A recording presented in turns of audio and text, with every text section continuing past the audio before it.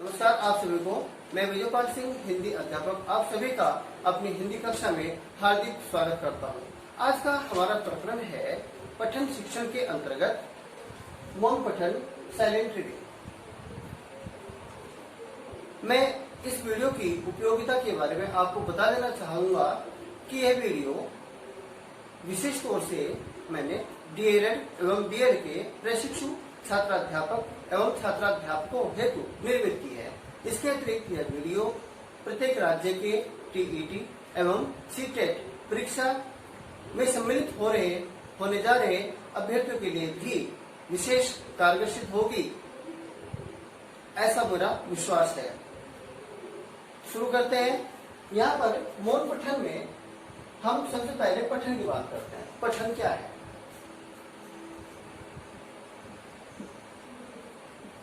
पठन शब्द से तात्पर्य है पढ़ने से, जिसको रीडिंग शब्द से जाना जाता है। पठन जब लिखित वस्तु को या लिखित सामग्री को जब कोई पाठक पढ़ता है, उसका ध्वन्यात्मक उच्चारण करता है या मौन उच्चारण करता है, या यूं कहीं सीधे सीधे शब्दों में जब कोई पाठक किसी लिखित भाषा को पढ़कर उसके अर्थ को ग्रहण करता है, उसकी भाव अनुभूति करता है, तब ऐसी क्रिया को पठन कहा जाता है। पठन के दो भेद हैं।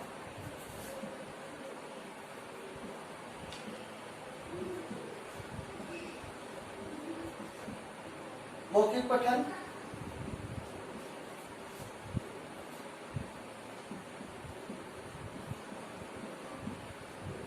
मौन पठन। यहाँ पर मौखिक पठन से तात्पर्य है ध्वन्यात्मक उच्चारण, अर्थात जब लिखित भाषा को बोलकर के पढ़ते हैं, सस्वर वाचन उसका करते हैं, तब मौखिक पठन कहलाता है। और मौन पठन से तात्पर्य है जब पाठक किसी लिखित भाषा को शांतिपूर्वक पढ़ने और पढ़कर उसका अर्थ ग्रहण करने या भाव अनुभूति करने की क्रिया करते हैं, तब उसे मौन वाचन कहा जाता है। या सीधा सीधा कहना चाहेंगे कि मौन वाचन में निशब्द होकर के अर्थात बिना उच्चारण के लिखित भाषा को पढ़ा जाता है। यहाँ पर किसी भी दशा में होठ तक भी नहीं हिलाए जा सकते। ये साइलेंट रीडिंग कही जाती है। तो ऐसे में हम अध्यापक अध्यापिकाओं का ये दायित्व बन जाता है कि जब हम उनसे मौन पठन कराते हैं बच्चों से, तब ये हमें सुनिश्चित कर लेना चाहिए और ऐसा उनको निर्देश भी दे दिया जाना चाहिए कि आपको किसी भी दशा में मुंह नहीं खोलना है। मौन वाचन है, निशब्द होगा, बिना उच्चारण के होगा, और ये जब होगा तो वहां पर कक्षा बिल्कुल शांतिमय वातावरण होना जरूरी है। मैं आप लोगों को बता देना चाहूंगा कि हमने इस वीडियो में मौन पठन को ही लिया है, क्योंकि इससे पहली वीडियो में हमने मौखिक पठन के विषय में विस्तृत जानकारी प्राप्त कर ली थी। मौन पठन के अंतर्गत हम मौन पठन के अर्थ के विषय में जानकारी प्राप्त करेंगे, जो अभी परिभाषा के रूप में आपको बता दी गई है। अब इसके पश्चात आता है मौन पठन के भेद।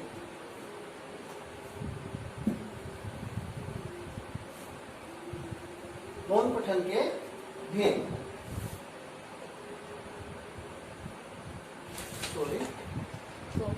मौन पठन के भेद।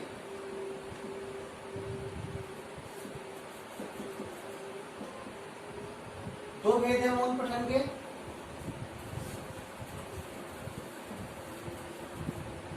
गहन पठन और दूसरा है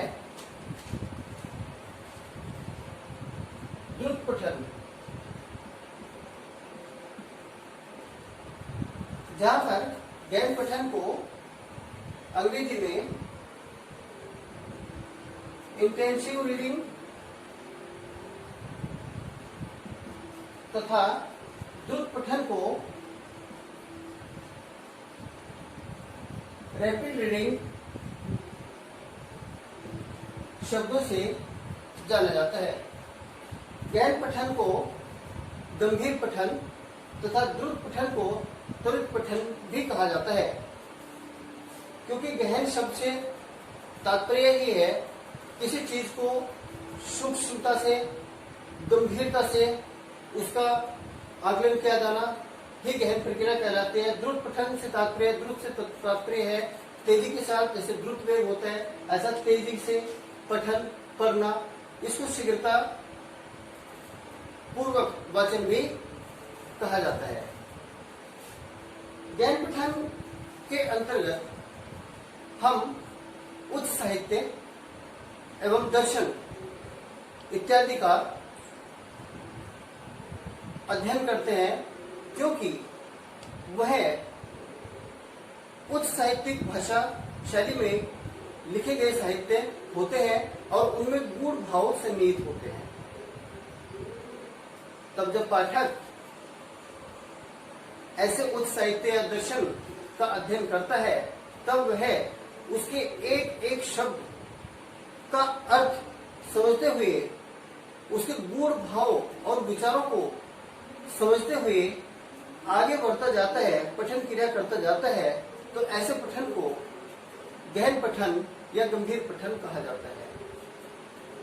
दूसरे शब्दों में ये कहा जा सकता है कि किसी पाठ्य सामग्री को मौन रूप में पूर्ण मनोयोग से बड़े धैर्य के साथ उसके प्रत्येक अंश का अर्थ एवं भाव समझने का प्रयास करते हुए पढ़ने की क्रिया को गहन पठन कहते हैं।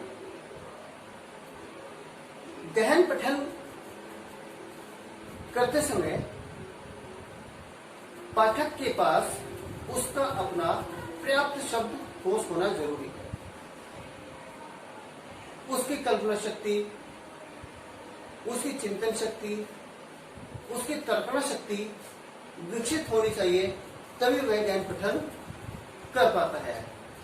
इसके बाद द्रुत पठन से तात्पर्य है हमारे ऐसे साहित्य जो सरल या सरलतम भाषा में लिपिबद्ध है, जैसे बाल कहानियां, मनोरंजक कहानियां, कहानी, उपन्यास इत्यादि सरल भाषा में लिखित साहित्य होता है। तब ऐसे में जब पाठक ऐसे साहित्य को पढ़ता है, तब वे तेजी के साथ उसको पढ़ते हुए उसका अर्थ ग्रहण करते हुए, भाव अनुभूति करते हुए पढ़ता चला जाता है। तब ऐसे पठन को द्रुत पठन कहा जाता है।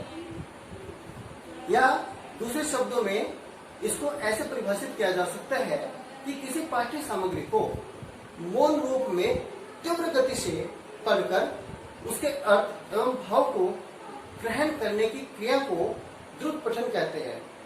यहाँ पर यह भी बात ध्यान देने योग्य है कि जब कोई पाठक द्रुत पठन करता है, तब ऐसे में उसके पास उसका पर्याप्त शब्दकोश होना जरूरी है, क्योंकि यदि उसका सक्रिय शब्दकोश उसके साथ है, उसका परिचित शब्दकोश उसके साथ है, उसकी एकाग्रता उसके साथ है, तब ऐसी दशा में वह निश्चित ही द्रुत पठन क्रिया को सरलतापूर्वक कर सकता है।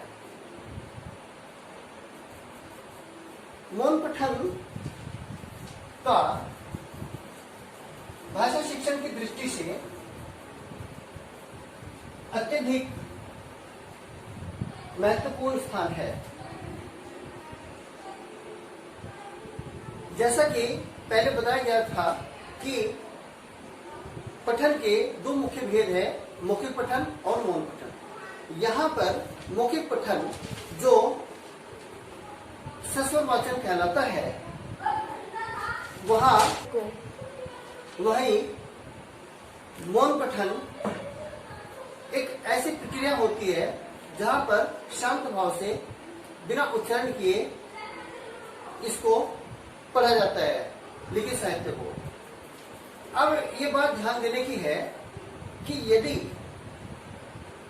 हम कहीं भीड़ वाले स्थल पर जा रहे हैं या कहीं यात्रा कर रहे होते हैं और रेलगाड़ी के डिब्बे में जाकर बैठ जाते हैं, तब ऐसी दिशा में हम जब कुछ कहानी पढ़ना चाहते हैं या कुछ साहित्य अध्ययन करना चाहते हैं, तब हम यदि वहां पर बैठ करके जोर जोर से अर्थात उसको मौखिक वाचन करना शुरू कर देते हैं, तब ऐसी दिशा में वहां पर उपस्थित दूसरे लोगों में व्यवधान उत्पन्न होगा और वहां एक असहजता का सा माहौल उत्पन्न हो जाएगा।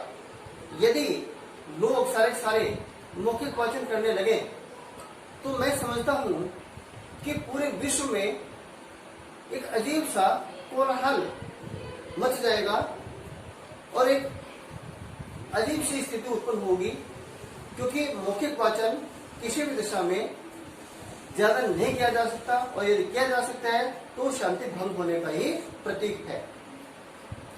इसके पश्चात मौन पठन, जहां भीड़ वाला क्षेत्र है या हम रेलवे सफर कर रहे हैं, तब ऐसी दिशा में मौन पठन सर्वाधिक कारगर सिद्ध होता है, क्योंकि जब हम मौन पठन करते हैं तब हम एकाग्रचित्त होकर के बड़े मनोयोग पूर्वक अपने साहित्य का अध्ययन करते हैं या किसी कहानी, उपन्यास इत्यादि का अध्ययन करते हैं।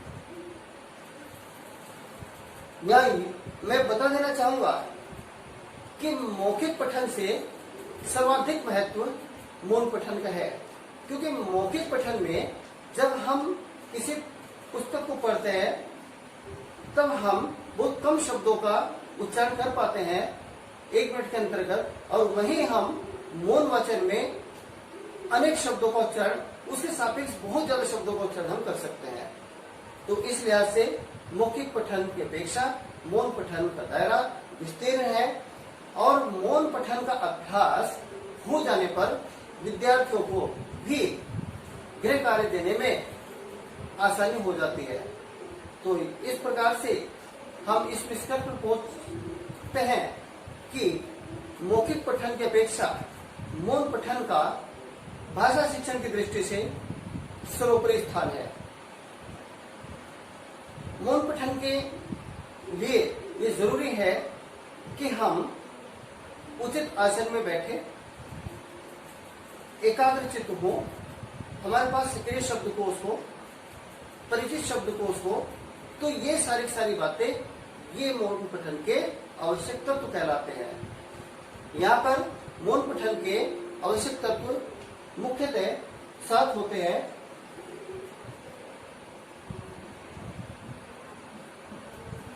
मौन पठन के आवश्यक तत्व 7 हैं। नंबर 1, उचित पठन आसन।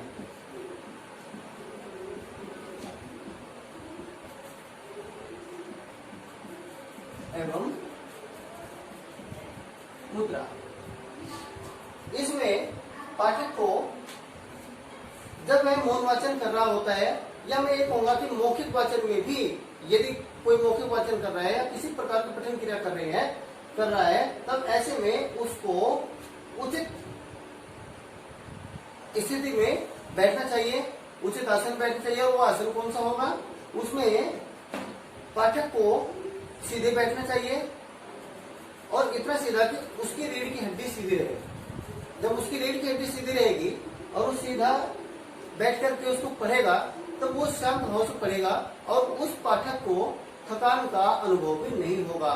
यहाँ पर एक बात और बता देना चाहता हूँ कि पाठक जब पाठ्य वस्तु का अध्ययन कर रहा होता है, तो पाठ्य वस्तु से उसके नेत्रों की दूरी लगभग 1 फीट की दूरी पर होनी चाहिए।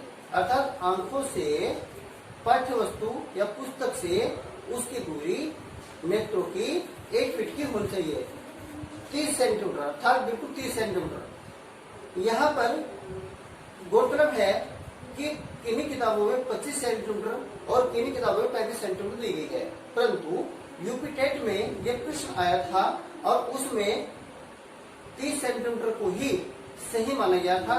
और इसका जो सही है माने वो 30 सेंटीमीटर का बनता है, 1 फीट का बनता है। इसके बाद में दूसरा इसका आवश्यक तत्व है सक्रिय शब्दकोश।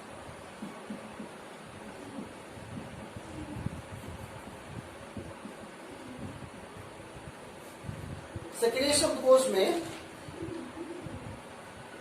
जब हम बच्चों से मौन वाचन कराते हैं तब ये जरूरी है कि उनके पास उनका पर्याप्त शब्दकोश हो। पर्याप्त शब्दकोश का तात्पर्य है बच्चों के मानसिक स्तर के अनुरूप, कक्षाई स्तर के अनुरूप उनके पास शब्दकोश होना चाहिए। वो शब्दों को पहचान लें, उनके अर्थ को जानते हो, सूक्तियों को पहचान लेते हो, मुहावरों को जान लेते हैं। तो ऐसी दशा में इस प्रकार के जो वो जानते हैं शब्दों को, सूक्तियों को, मुहावरों को, तो उनका सक्रिय शब्दकोश कहलाता है। इसके अतिरिक्त तीसरा हमारा तत्व है मौन पठन का परिचित शब्दकोश। परिचित शब्दकोश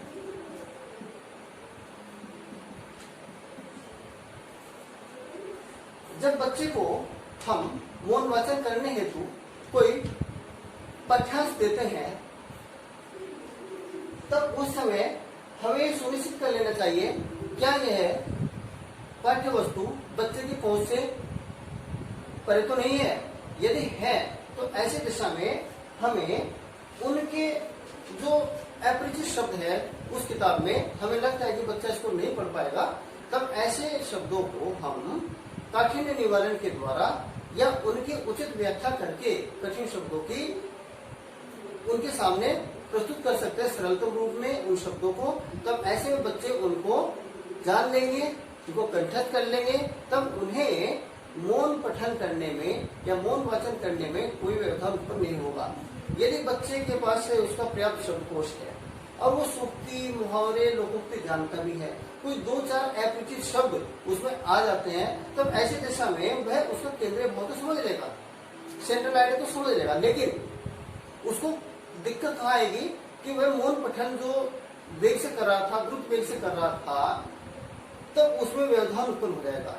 तो यहाँ पर अध्यापक या अध्यापिका को पहले ही ऐसे शब्दों का निराकरण कर देना चाहिए, उनकी सरलतम व्याख्या कर देनी अपेक्षित है। नंबर 4 जो चौथा आवश्यक तत्व है वह है एकाग्रता। मौन वाचन करते समय पाठक की मनोदशा स्थिर हो, वह प्रतिकूल स्थिति में न हो और बिल्कुल धैर्य के साथ एकाग्रचित होकर के पठित वस्तु का अध्ययन कर रहा हो, वाचन कर रहा हो, तब ये मौन वाचन के लक्ष्यों की संप्राप्ति करने में अत्यधिक कारगर सिद्ध होता है। देखिए, एकाग्रता यदि नहीं है तो किसी भी दिशा में हम किसी भी पाठ्य वस्तु का या किसी भी पाठ्य सामग्री का मनन नहीं कर सकते और उसका भाव ग्रहण नहीं कर सकते। इसके लिए एकाग्रचित्त होना अत्यधिक अनिवार्य है। 5वां इसका महत्वपूर्ण तत्व है सिंहावलोकन।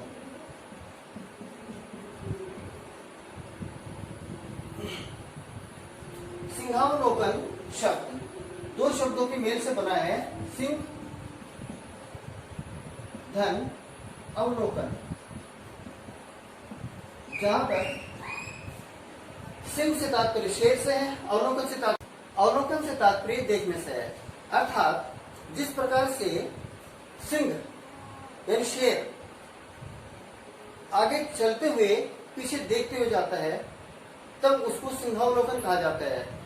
यहाँ पर मौन वाचन करते समय सिंहावलोकन से तात्पर्य है कि शेर के समान आगे देखते हुए, आगे चलते हुए पीछे देख करके आगे बढ़ना, ऐसे ही पाठक को भी करना होता है।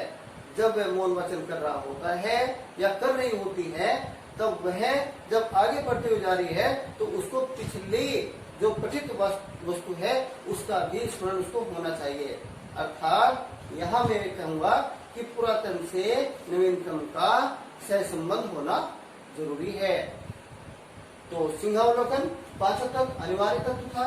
और 6वां होता है धैर्य। देखिए, मौन वाचन करते समय धैर्य, नमक तत्व का होना बहुत जरूरी है। यदि हम किसी पठित वस्तु का मौन वाचन कर रहे हैं या मौखिक वाचन भी कर रहे हैं, तब हमें धैर्य रखना चाहिए, पेशेंस रखना चाहिए। हमें क्यों याद नहीं हो रहा है, हम क्या कर पाएंगे, समय कम है हमारे पास, ये कैसे होगा। तो इस प्रकार की हड़बड़ाहट यदि है, इस प्रकार की छटपटाहट यदि है, तब हम मौन वाचन के लक्ष्यों का लाभ नहीं ले सकते और उनको हम पूर्ण नहीं कर सकते। या सीधे सीधे कहें कि हम न्यूनतम अधिगम स्तर की संप्राप्ति बिल्कुल नहीं कर सकते। तो धैर्य का होना बहुत जरूरी है। और सातवां अंतिम तत्व इसका है बोध। ये सारी प्रक्रियाएं फिर बोध नामक तत्व पर आकर टिकते हैं। बोध से तात्पर्य नॉलेज, ज्ञान से है, समझ से है, सूझ से है, इसके अनेक अर्थ निकलते हैं। अर्थात मौन वाचन करते समय पाठक को पठित वस्तु का अर्थ बोध करते हुए आगे बढ़ना चाहिए और यदि वो ऐसा कर पाता है तब उसको निश्चित ही उसका अर्थ ग्रहण एवं भाव अनुभूति होती है। मैं आप सभी लोगों से, चूंकि आप लोग भावी शिक्षक शिक्षिका बनने जा रहे हैं, मैं आप सभी लोगों से यह भी बताना चाहूंगा कि जब हम मौन वाचन कराते हैं तो सीधे सीधे पॉइंट पर आते हैं। 1 फीट की दूरी से पठित वस्तु, नेत्रों से पठित वस्तु की या पाठ्य वस्तु की दूरी 1 फीट की होनी चाहिए। दूसरे, मौन वाचन कराते समय बच्चों के ऊपर बहुत ज्यादा ध्यान देना जरूरी है। कहीं ऐसा ना हो कि बच्चे मौन वाचन का नाजायज फायदा उठा रहे हो, वो सो रहे हो या वो फिर अपना पढ़ ही ना रहे हो। तो हमें बहुत जिम्मेदारी रखनी है, उनको जाकर के बार बार तक से घूम घूम कर निरीक्षण करते रहना चाहिए कि वो बच्चे सही तरीके से काम कर भी रहे हैं या नहीं कर रहे हैं। मौन पठन के समय कक्षा में शांत वातावरण होना बहुत जरूरी है। यदि वहां पर अशांति का माहौल होगा तब हम मौन पठन के लक्ष्यों की संप्राप्ति नहीं कर सकते। और सबसे बड़ी महत्वपूर्ण जो बात है, मौन पठन कराते समय अध्यापक या अध्यापिका को शिथिल नहीं होना है, निष्क्रिय नहीं होना है। यदि यहाँ पर अध्यापक थोड़ा भी शिथिल हो जाता है, निष्क्रिय हो जाता है, कक्षा में घूमना वो बंद कर देता है, नहीं देख रहा है बच्चों के ऊपर, ध्यान नहीं दे रहा है, तब बच्चे किसी भी दशा में न्यूनतम अधिगम स्तर की संप्राप्ति नहीं कर सकते, जो हमारा शैक्षिक उद्देश्य भी था।